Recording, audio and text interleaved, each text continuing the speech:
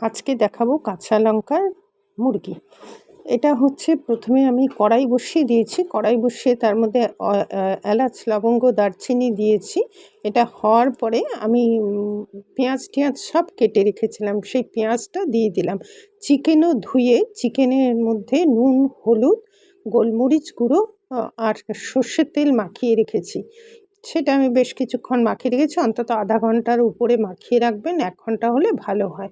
আর পেঁয়াজটা নরম করার জন্য আমি একটু নুন দিয়ে দিলাম।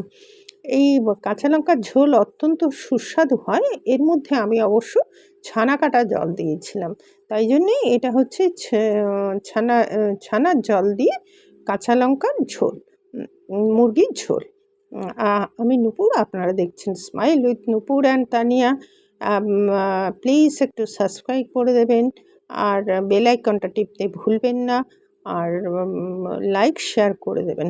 এর মধ্যে এবার আমি বেশ কিছু ড্রাই স্পাইসেস দিয়ে দেবো, যেমন ধরুন ধনে গুঁড়ো দিলাম আর জিরে দিলাম।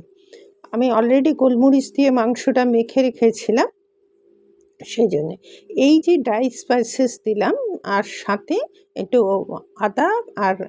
আদা বাটা দিলাম, আদা আর রসুন বাটা দিলাম। দিয়ে এটাকে ভালো করে একটু জল দিয়ে মশলাটাকে যাতে ভালো করে ভাজা হয় সেইটা আমি করলাম। এবার এটা যেহেতু কাঁচা লঙ্কা চিকেন কাঁচা লঙ্কা দিয়ে, সেই জন্য আমি এর মধ্যে আর কিচ্ছু দিলাম না, বিশেষ করে কোনো লাল লঙ্কা দিলাম না, হলুদ দিয়ে দিলাম। এবার এইটাকে আমি ভালো করে কষাবো। কষিয়ে আমি যে মাংসটা মেখে রেখেছিলাম সেটাকে দিয়ে দিলাম। কারণ মাংসটা হলুদ, নুন আর দই দিয়ে আর গোলমরিচ দিয়ে আমি মেখে রেখেছিলাম অন্তত ১ ঘন্টা। মেখে রাখবেন, তাতে জিনিসটা অত্যন্ত সুস্বাদু হবে। আর এদিকে আমার ছানা কাটা জল রয়েছে। এটা কষাতে এই পর্যন্ত হয়েছে। এবার এই যে ছানা কাটা জলটা আছে এটা দিয়ে দিলাম। ছানা কাটা জলটা মাংসে কেন, যে কোনো রান্নায় দেবেন, এর স্বাদ ১০ গুণ বেড়ে যাবে।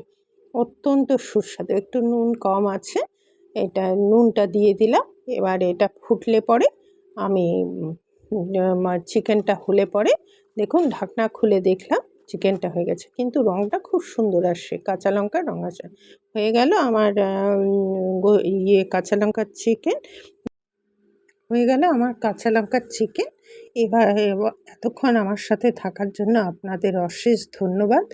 আর এটা যদি ভালো লাগে প্লিজ একটু আমার সাথে থাকবেন, পাশে থাকবেন। এটা অত্যন্ত ছানার জল দিয়ে করেছি, আর যে কোনো জিনিস ছানার জল দিয়ে করবেন, দেখবেন অত্যন্ত সুস্বাদু হয়। আমি তো ছানার জলটা রেখে দিই এবং সেটা দিয়ে আটা ময়দাও মাখি।